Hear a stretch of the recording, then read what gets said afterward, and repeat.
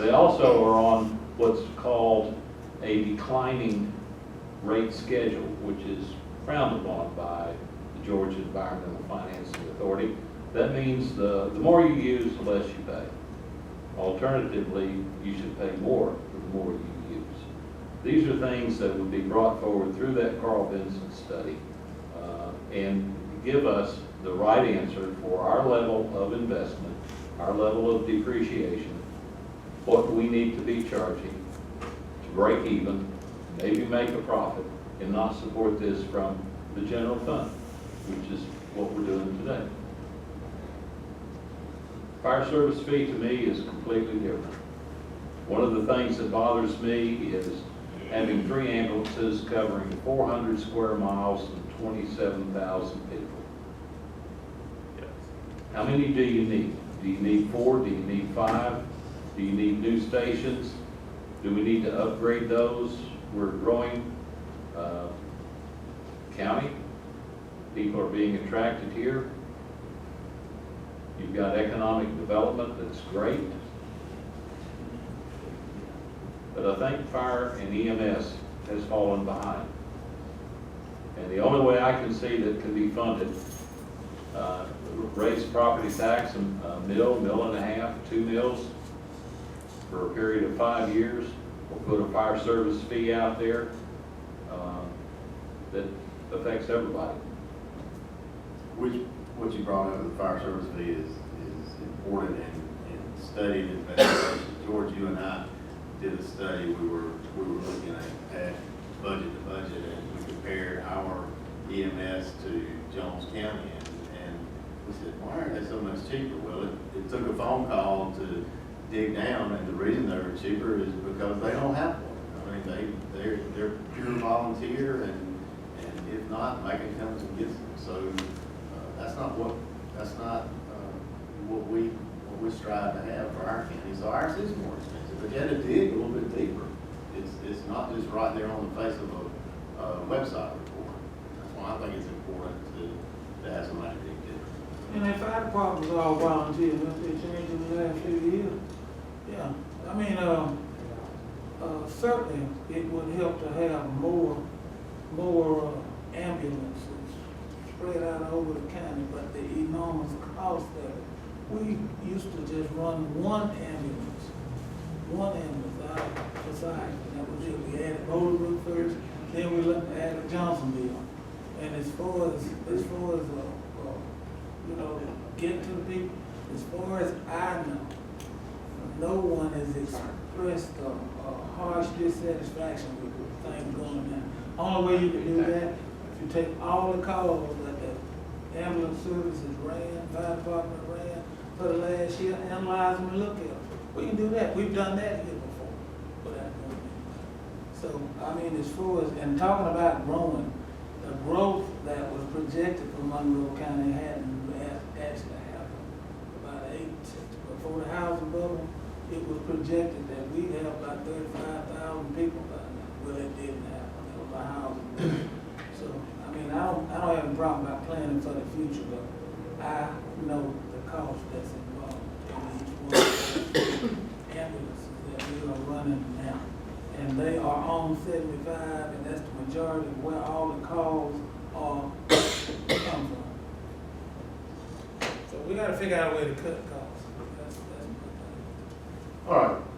Appreciate your information, Jim. But it is correct that we had called the question on the motion. George, you clarified that you feel like you're getting 5 services studied for the cost of $20,000. One of the things Eddie's talked about is that it brings an outside look into it, which I think probably one thing that I have to agree with helps. So anyway, all that being said, all in favor of $20,000 for all the services, signify by saying aye, raising your hand. Okay. Any opposed? Opposed? So it passes. I think we can do it in-house. All right. I would just like to comment just for a second, man. If you want to move on. I want to commend Jim. Sure. My feeling on this is that we need, what Eddie said, we need that outside perspective. That's something that's been missing in this county. And the value of data that is studied, where people have a background in that, where they've seen it, they've done it before. In my mind, what that arms you to do is substantial, you know. And I just want to say thank you to Jim and his staff for bringing this out. I love this kind of thing personally. I'm glad we got to hash through it and look at it, but personally, I think it's the value when we get those reports is going to be significant. Data's important. And like I said, I want to go back to Harvard. They're not going to be able to tell us anything in the in-depth part of the landfill that Harvard can't tell us. But Harvin's not a business consultant. Harvin's the one that these people will go and ask questions about and say, you know what I mean, to me. I know. We'll find out. So I agree. that's fine. Kelsey, if you'll come up, we've got Ms. Kelsey Porter and myself to discuss the railroad crossing closing. And so Kelsey, if you would. We have went through with that process, notifications. May 7th was the first public hearing, and now today would be the day that you guys would vote whether to move forward with the closing and the Okay. So the action item is will be actually approved. It's been posted, you've held your public meeting, there's one step left to close, take a vote. Okay. Make sure that the motion. I don't know that it's. Well, it's the process of closing the crossing at Benson Road and the improvement of the railroad crossing at Old Rumble Road. for the Installation of cars crossing. and the installation. I got a question. Who's going to pay for the crossing gates here on Monroe Road? Go, Jim. I'm not sure. Well, let me tell you, all of these crossing gates were put up by the federal government. It was part of a thing called Operation Lifesavers that were put up in Monroe County. They come to back about 35 years ago. And a crossing gate system is a very expensive system, very expensive. And that needs to be clarified. I don't see any rush in this. There were monies available for it at one time, I don't know now. And it was based on back then on the sight distance of the crossings and the speed of the train going through. Do you really need them? For instance, speed on this track used to be 10 miles an hour when they cut it all the way back. Now it's back up to about 50 or 60. And with your sight distance on it, it had a lot to do with it. And it was called Operation Lifesaver. And they declined to put a gate up at Bill Crossing right up there, Ensign Road. And I wrote a letter, asked everybody, and they still wouldn't do it because of the cost, federal government. And until just so happened while they put up the gates, there was a serious accident there, and that changed everything. But that's the first thing you need to find out, who's gonna pay for these gates? My understanding was that the railroad was asking us to close the crossing, and not us to close it, that they are. They're going to close the crossing. And they are going to widen the railroad crossing at Old Rumble Road and add crossing. That's what, what we say in our objective, and all we're doing is saying, Approving that they okay, can do it. you do all that. Railroad, you are responsible for doing it. And I mean, that's my understanding. Is there a difference? That's what I thought we're talking to Commissioner Ambrose as well. That's what I thought. It's like this, if you don't write it down, it's not legal, it didn't happen. Where is it? In print. I asked them to widen Zillner Road up there because it was accident prone, because it was one lane. Railroad said they wouldn't spend a dime on it. We spent $28,000 on that crossing right up on Zillner Road, but they wouldn't spend a penny. And they knew that they were coming along and put new cross ties along a year later, and they had to take the crossing up then, they could have done. But they're not, if they can get out of it, they're not gonna. Why not just make the motion to allow the railroad to close it? Right, is they want it closed, right? As long as they do as long as they also do At the their improvement. At their expense. Incur all of the costs. Right. Right. So they're not gonna spend a penny. They do buy it, don't put them So- and they wanna close every cross. What's your motion? The motion is to approve them, closing the The crossing of railroad to Benson Road close and the improving. railroad crossing at Benson Road and to widen the railroad crossing at Old Rumble Road and add crossing mark at the expense of Norfolk Southern. That's your motion. Got a motion from Commissioner Rowland. Do I have a second? Got a second, Commissioner Monahan. Any discussion on this? Here none, I'll call the question. All in favor? We'll let them know. All right, thank you. We skipped one. Design Build Award, sorry. Is anybody here to, County Manager, Jim Pettis, if you would go over the Design Build.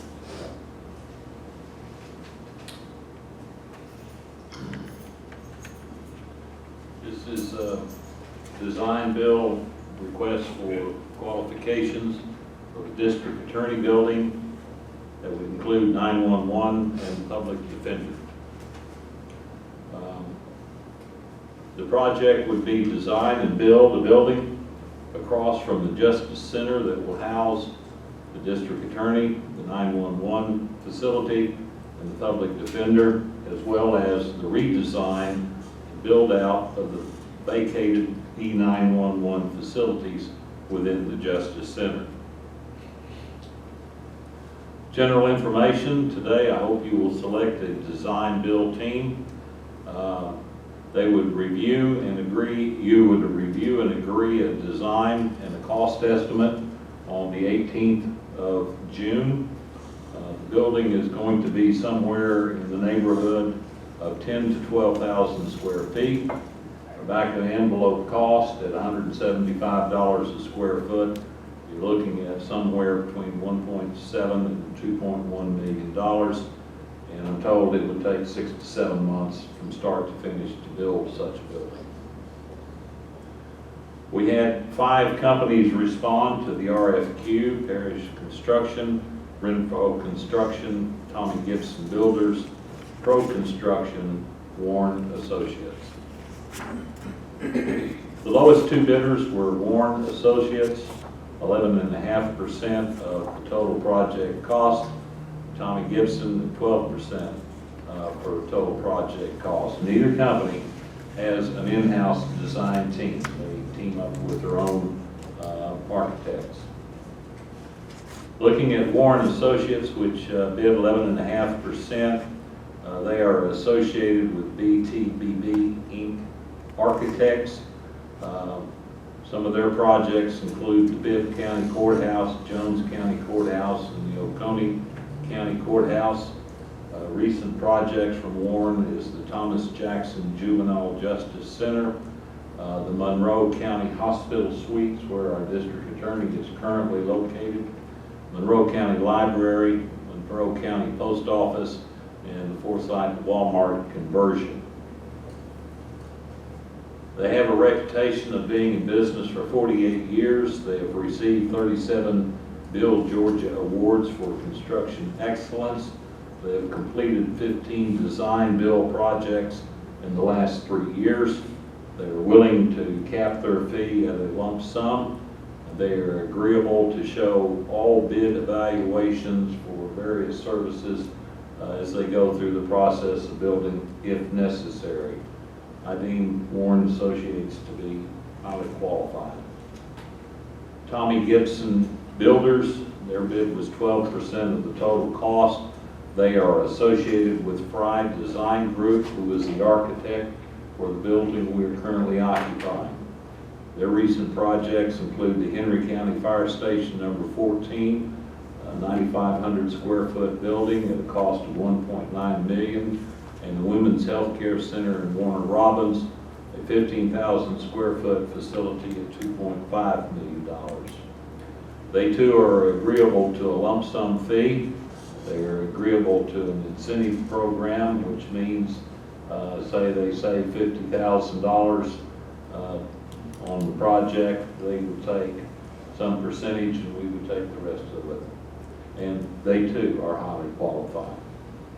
Based on the review of the analysis of the books that we received and talking with them, it's my recommendation that we award Warren and Associates and authorize the chairman to sign all required contracts as our general contractor for this facility. Mr. Chairman. What's the pleasure of the board? Well, let's kick it around for a minute or two. They did, Tommy Wilson did do this bill. No, we need to, let's get a motion and a second on this one, then we go do that discussion. Well, before we get into that, we can talk about it, discuss it. We don't have to do a motion, that's ridiculous. We can talk back and forth and see there's a motion needed. They did this building and, we put $3.5 million set aside for this building. And we paid, the clubhouse ended up costing over there $450,000 for the design and the building. That was with the land. Paid $110,000 for the land and $340,000 for that building. We never got trouble and leaking pipes and you name it. This building right here ended up paying them $494,000 out of about 2.7. They ended up with $494,000. The building is holding up. That's the design and build. And they say a percentage, which is good, but in a percentage, they're gonna try to drive the cost up as high as possible. The engineering fees, the architectural fees, the whole 9 yards. That's it. That's the bad side of a design build. The good side of a design build, you just take it. They gave you a range for a building 10 and 12,000 feet and put about $1 million difference. It's easy to sit back and look at it and put your little perks in it. So, I said that to say this, both of them are highly qualified, they do that. But the percentage is that, and then they're willing to do it for a lump sum. Surely they're gonna do that, that's what they ended up right here with. So it's a costly situation, that's why I think we need to look at it. And, it may be more prudent on our part, rather than have them to design it, have an independent architect design the building, and then put it out. And then you would know what you get. What's the pleasure of the board? And I want to make one more point. In-house, and this relates directly to me and the fire station that you all decided to give responsibility to the county manager for the last meeting. And this the end of construction. It's nothing to do with that fire station. But we took the courthouse over here, and just to put the roof on the courthouse back like it was, we set aside $1 million. It's gonna cost $940,000. And I told you it was ridiculous. Give me the money. They said, well, give you the money.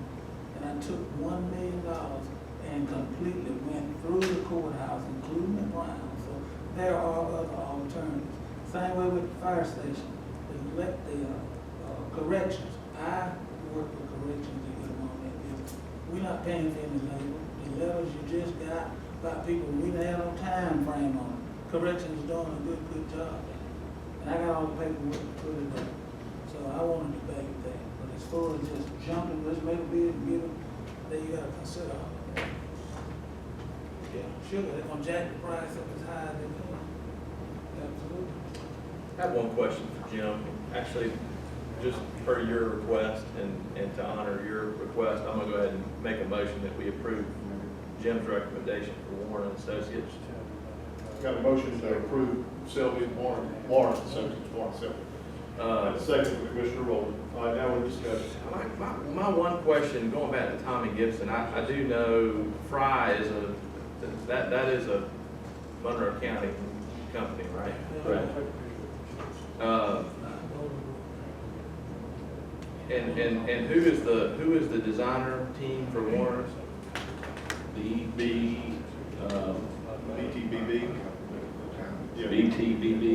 Do you happen to know the breakdown between Tommy Gibson's the percentage on that? No, You don't? I do not. Well, I mean, If you look at the very first sheet in your packet, it shows what the bids were.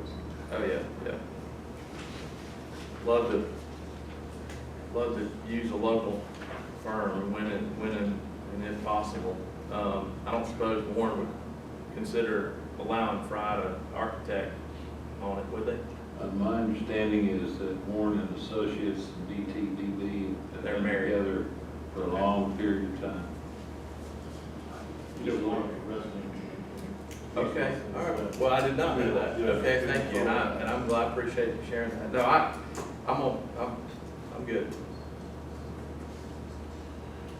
Okay, we got a motion and a second. Here no further discussion, I'll call the question. All in favor? Any opposed? Hearing none, all right. Jim, if you'll move forward with that, please. Let's skip anything else. Finally, T-Splosh final project selection. Any manager headings? Everybody's looked at the maps over there. We've gone to quite a bit of administrative work to mark all of the maps.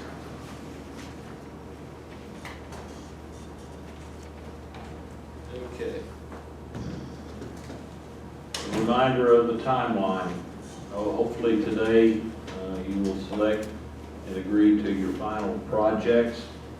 On the 13th of June, we need to have a joint meeting with all the municipalities.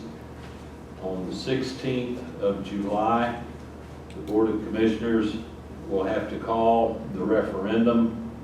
On August 7th, that notification goes to the election superintendent, and then there would be a countywide vote on November 5th. This is a slide that I want to present. The very top number, $21,215,000. That is what you get in a 6-year splosh cycle. So just back it down to 5 years, you get $17.7 million. Now in T-Splosh, there is no penny tax on a number of petroleum products. So you back those off. Department of Community Affairs and ACCG recommend 20%. So you back off about $3.5 million, and that leaves you potential proceeds from a T-Splosh of $14.1 million. Now, during this time period, I know that we will have LMIG grants of about $3.5 million coming in, and we will have about a $300,000 match for this 5 years. So if I put those on the table, I now have $19,143,000 of potential funding for roads. And I have $3.4 million of splosh road money. So in total, over a 5-year period, we could potentially have $22.5 million of funds for roads. In previous meetings, I have reviewed Junior Watt's evaluation of roads, whether they are a 1, needing immediate improvement, a 2, that's next on the list, and then we added a 2.5. All of those can be resurfaced at a cost of $19.1 million. I've got 22.5 available from all sources. That leaves $3.5 million to be determined. Now let's look at how that divides up. What you'll get for your $19.1 million is resurfacing of 152.5 miles of roads within Monroe County. You'll recall we have about 500 miles, so this is more or less 1/3 of all the roads in the county would be resurfaced.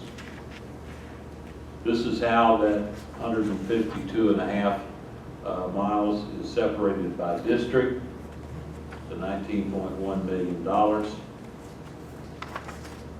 Although not as interesting, I've separated the class 1, 2, and 2.5s by district in the number of miles and the cost. 1 and 2. This is 3 and 4. What is class 5? Those are roads that go across multiple districts, districts 1, 2, 3, and 4. There's District 5 there. I created, my system only allows me to sort by district, and when there's multiple districts, it won't sort. So, for me, the way forward is the 5-year plan for T-Splosh to include the T-Splosh funding, the OMIG funding and match, and Splosh road funding. That leaves $3.5 million unrestricted to be determined. That'd be used for equipment, No, it can only be used for roads. paved, not road equipment. There's several items, roads, sidewalks, Okay. bicycle paths, milling, grinding. If you got a water issue, you can use it for that. But this unrestricted would be for things like, you know, the logistics center road that we had to fix. Yes, Yeah. That we absolutely. didn't know about. We might still need have money money for. available to do things that we. I believe I included in the packet a list of the roads.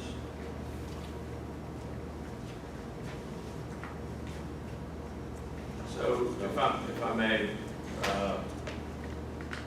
just, I'd made a mental note, the next time we were all together and roads were brought up, I was gonna bring this point up. And I think it's important in light of this, this vote and what we're about to do. But my understanding from a report that Jim produced, Jim and Junior, that I was made privy to recently, I don't see it included in these materials. It became clear to me, again, this is all subject to me making sure that I understood the report correctly. But I just found it interesting that, and I guess it just kind of, for the first time, dawned on me that out of all the 700 miles, right, or so that we have, not all paved, obviously, but You got your road superintendent here. How many miles of county road do we have that are paved, Junior, or just at all, county maintained road, or county maintained road? That's 500. 500. And about 70 is not paved, A little less than 70 now, like somewhere around 60 something. 500 to 600, about 70 is not paved, but this report, good morning. I guess the report I saw, and what I gleaned from it was that there, and this is going to sound very selfish, but it's not for me. I live on a paved road, and in fact, I live on a privately maintained road, so I don't benefit personally by bringing this up. But my understanding is that the majority of the mileage of roads is actually in district number 4. Is that incorrect, Jim? I'm gonna pull it up for you, right there. Or maybe so number of roads, mileage of, okay, so it's actually district number 2. So the report I, 514 miles, About 14. there it is, split out by district. okay, well, I had seen, then that conflicts with whatever I'd seen, unless it was paved roads possibly, I don't know. Okay, I just, so the discussion, where I was going with that was that it does not make as much sense to me, and again, unless it's different than what I understand. My understanding is that in the past, LMIG funds and county maintenance road funds have been divvied up equally between the districts. That's my understanding. So my question is, historically, why would that be the case? Would you not be taxing the districts that have the most mileage? Why shouldn't there be an appropriate dollar amount going back to fund that depreciation on those roads? I can tell you what my experience is, and I have never seen LMIG funds, splosh funds for roads or water ever divided by districts. It's always been at a county level, and you put the money where the biggest need is required. How many counties have you worked in? Two.